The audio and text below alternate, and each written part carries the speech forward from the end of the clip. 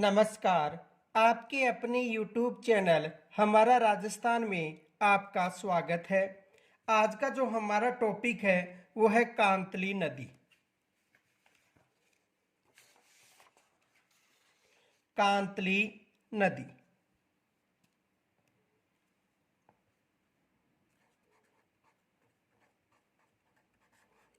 कांतली नदी देखो, आंतरिक अपवा तंत्र की नदी है ये।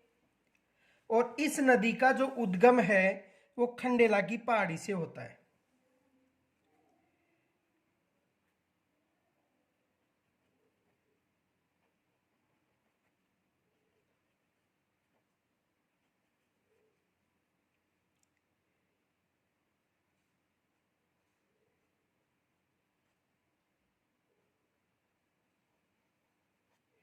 इस नदी का उद्गम खंडेला की पहाड़ी से होता है।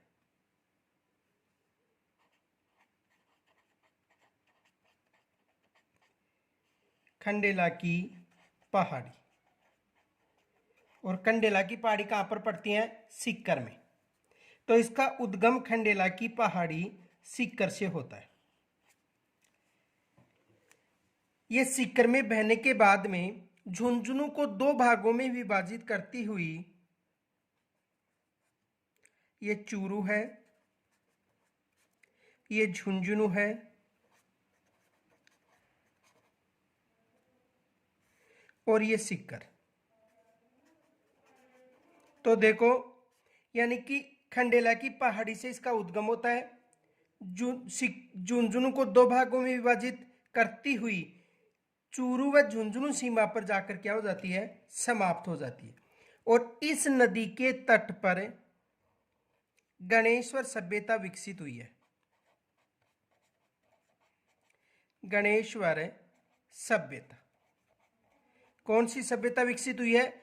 गणेश्वर सभ्यता विकसित हुई है, जिसे भारतीय ताम्र सभ्यता की जननी कहा जाता है। भारतीय ताम्र सभ्यता की जननी कहा जाता है। और इस जो नदी है इसका बहाव क्षेत्र है 100 किलोमीटर। इसका बहाव क्षेत्र कितना है? 100 किलोमीटर। और ये राजस्थान में बहने वाली आंतरिक अपवा तंत्र की सबसे लंबी नदी है राजस्थान की। यानी राजस्थान की सबसे लंबी आंतरिक अपवा तंत्र की नदी कौन सी है? कांतली नदी है।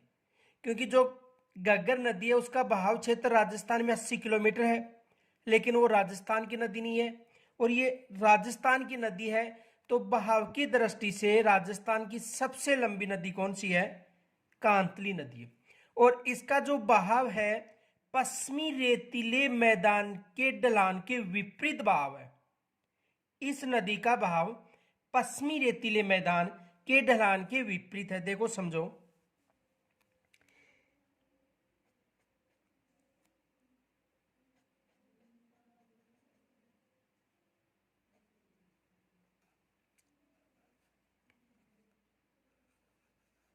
ये राजस्थान है।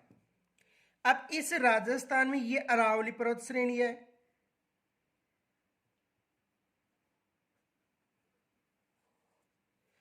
और अरावली पर्वत श्रेणी के अलावा ये जो क्षेत्र है पश्चिमी रेतीला मैदान। पश्चिमी रेतीला मैदान कौन सा मैदान है? पश्चिमी रेतीला मैदान। इस पश्चिमी रेतीला मैदान का जो ढलान है वो इस तरफ है। ये कौन सी दिशा हो गई? ये पश्चिम दिशा है, ये दक्षिण दिशा है। तो इस मैदान का ढलान किस तरफ है? दक्षिण पश्चिम की तरफ है। यानी इसका जो ढलान है वो इस तरफ है। और ये कौन सी दिशा हो गई? दक्षिण पश्चिम की तरफ। लेकिन यहां से जो नदी निकल रही है, कौन सी नदी? कांतली नदी। तो कांतली नदी विपरीत दिशा में बह रही है। कांतली नदी विपरीत दिशा में बह रही है, यानी इस मैदान के ढलान के विपरीत बह रही है। तो ये जो नदी है कांतली नदी, देखो ये जो पश्चिमी रेतीला मैदान है उसका ढलान है दक्षिण पश्चिम की तरफ। पश्चिमी रेतीला मैदान का ढलान किधर है? दक्षिण पश्चिम की तरफ है। लेकिन ये कांतली नदी विपरीत दिशा में किस दिशा की तरफ बह रही है? उत्तर दिशा की तरफ बह रही है। तो आंतरिक अपवा तंत्र की ये नदी विपरीत दिशा में यानी उत्तर दिशा में बहती हुई चूरू और झुंझुनू सीमा के पास जाकर समाप्त हो जाती है। ये विशेष याद रखना। और चूरू और बीकानेर दो ऐसे जिले हैं जहां पर किसी भी नदी का बहाव क्षेत्र नहीं है। तो खंडेला की पहाड़ी से उद्गम होता है, इसकी जो लंबाई वो 100 किलोमीटर है। गणेश और सभ्यता पास में विकसित है, झुंझुनू को दो भागों में विभाजित करती है और झुंझुनू व चूरू सीमा पर जाकर क्या हो जाती है, समाप्त हो जाती है। तो यहां तक समझ में आ गया होगा। तो देखो आगे,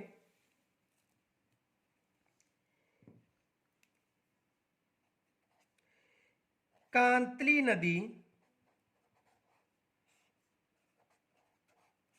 एक मौसमी नदी है।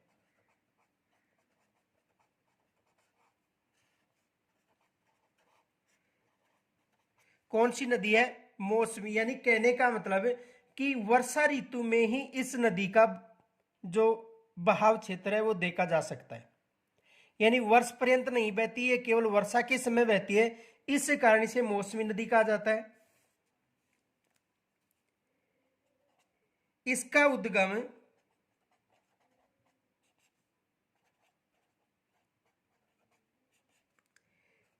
खंडेला की पहाड़ी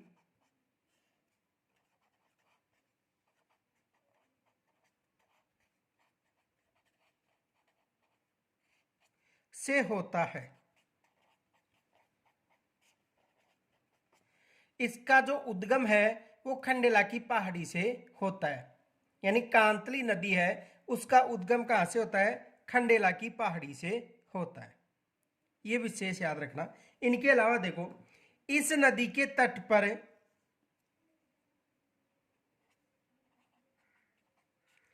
इस नदी के तट पर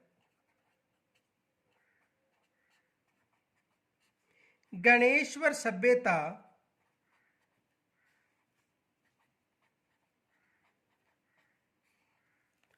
और गणेश्वर सभ्यता कहां पर विकसित हुई है, नीम का ताना।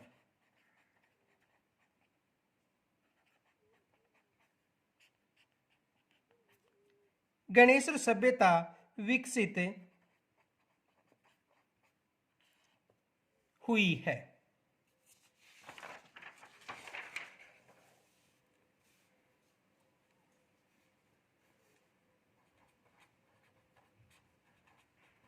यानी इस नदी के तट पर गणेश्वर सभ्यता विकसित हुई है। और एक विशेष फैक्ट याद रखना, इस ये जो सभ्यता है,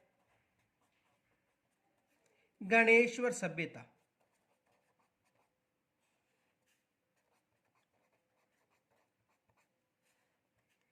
इसे भारतीय ताम्र सभ्यता की जननी कहा जाता है। भारतीय ताम्र सभ्यता की जननी, भारतीय ताम्र सभ्यता की जननी किस सभ्यता को कहा जाता है, गणेश्वर सभ्यता। तो इस नदी के तट पर गणेश्वर सभ्यता विकसित हुई है। आगे देखो, यह नदी खंडेला से निकलने के बाद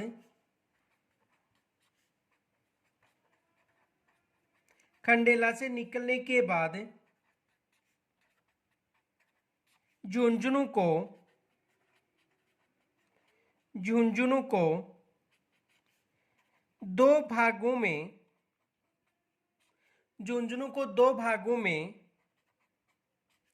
विभाजित करती हुई देखो, यह नदी खंडेला से निकलने के बाद झुंझुनू को दो भागों में विभाजित करती हुई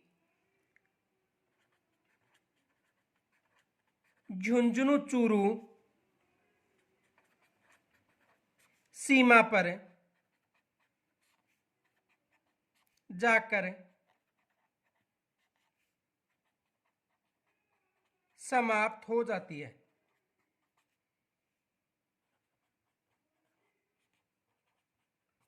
यानी यह नदी खंडेला से निकलने के बाद झुंझुनू को दो भागों में विभाजित करती हुई झुंझुनू व चूरू सीमा पर जाकर क्या हो जाती है, समाप्त हो जाती है।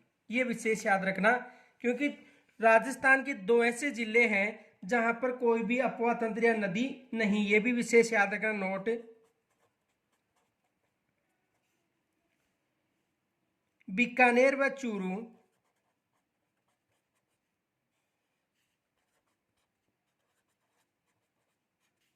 दो ऐसे जिले हैं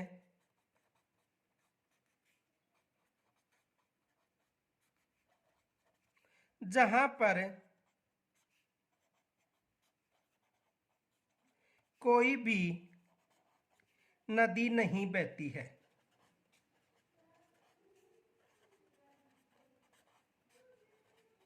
यह विशेष याद रखना कि बीकानेर व चूरू 2 ऐसे जिले हैं जहां पर कोई भी नदी का बहाव क्षेत्र नहीं है। यह भी याद रखना, एग्जाम में प्रश्न आ सकता है। आगे देखो, आंतरिक प्रवाह की नदियों में पूर्णतः बहाव की दृष्टि से सबसे लंबी नदी कौन सी नदी है? कांतली नदी है। तो देखो, आंतरिक प्रवाह की दृष्टि से, आंतरिक प्रवाह की दृष्टि से राजस्थान की सबसे लंबी नदी, सबसे लंबी नदी इन्हें आंतरिक प्रवाह की दृष्टि से राजस्थान की सबसे लंबी नदी कांतली नदी है।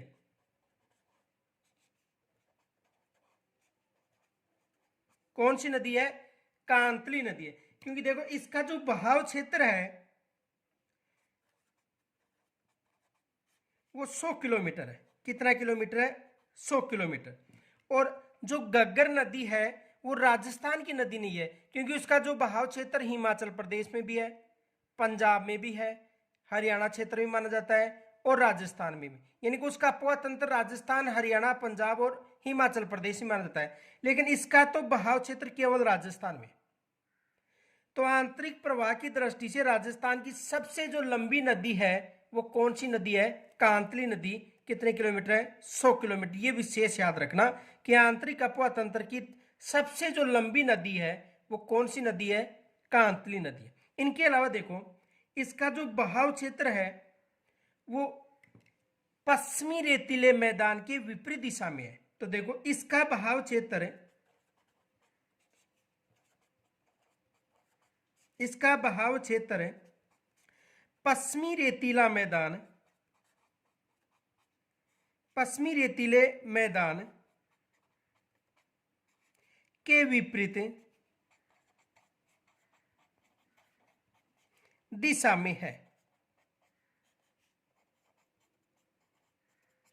यानी इसका जो बहाव क्षेत्र है वो पश्चिमी रेतीले मैदान के विपरीत दिशा में है।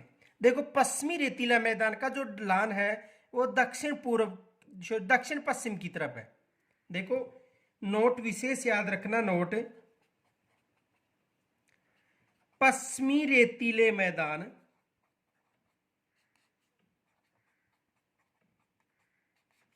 का ढाल या ढलान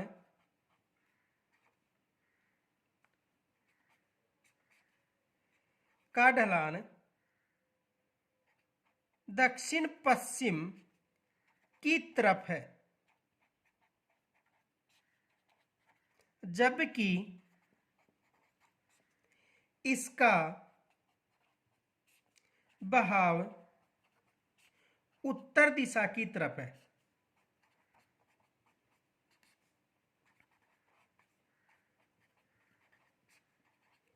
किस दिशा की तरफ है? उत्तर दिशा की तरफ। अब देखो, इसका जो बहाव क्षेत्र विपरीत दिशा में क्यों है, इसका भी कारण है। देखो, जो पश्चिमी रेतीला मैदान है, ये पश्चिमी रेतीला मैदान है,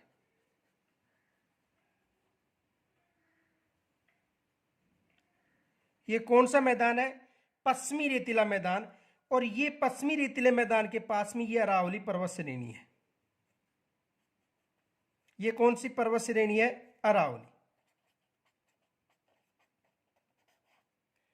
और ये पश्चिमी रेतीला मैदान है।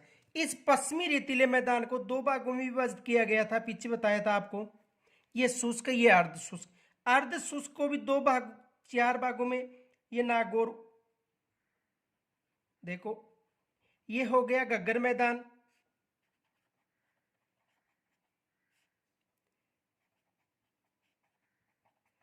और ये हो गया शेखावाटी, जिसे तोरावाटी के नाम से भी जाना जाता है, शेखावाटी प्रदेश।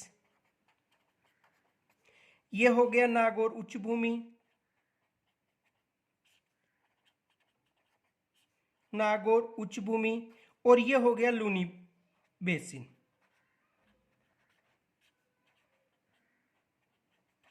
ये कौन सा बेसिन हो गया? लूनी बेसिन। देखो ये घग्गर का मैदान हो गया, ये शेखावाटी प्रदेश हो गया, ये नागौर उच्च भूमि हो गया, और नागौर उच्च भूमि के साथ ये लूनी बेसिन हो गया। यानी इसे दो भागों में, ये जो क्षेत्र था इसे अर्ध शुष्क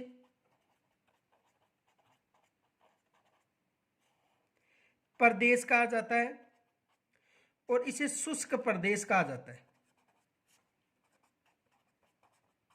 देखो पश्चिमी रेतीले मैदान को एक तो शुष्क प्रदेश और दूसरा अर्ध शुष्क प्रदेश में विभाजित किया गया है।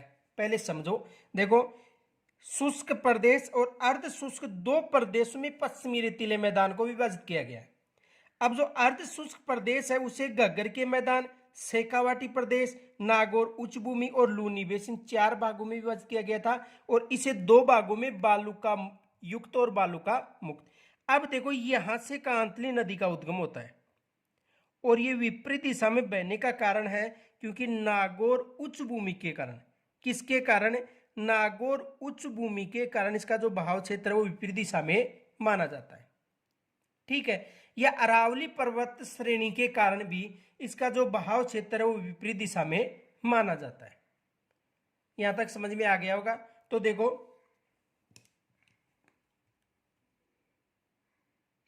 नोट, अरावली पर्वत श्रेणी की पहाड़ियों के समानांतर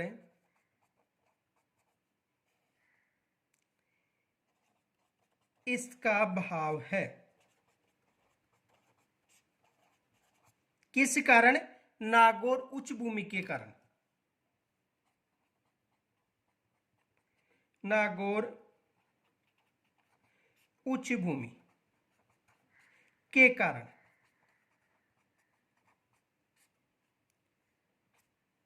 विपरीत दिशा में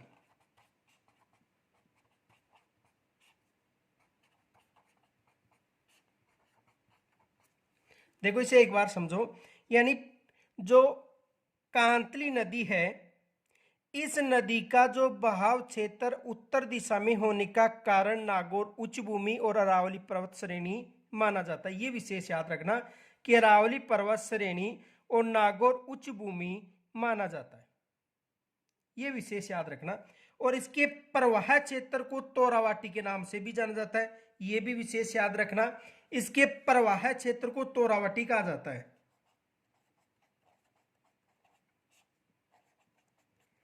प्रवाह क्षेत्र तोरावाटी।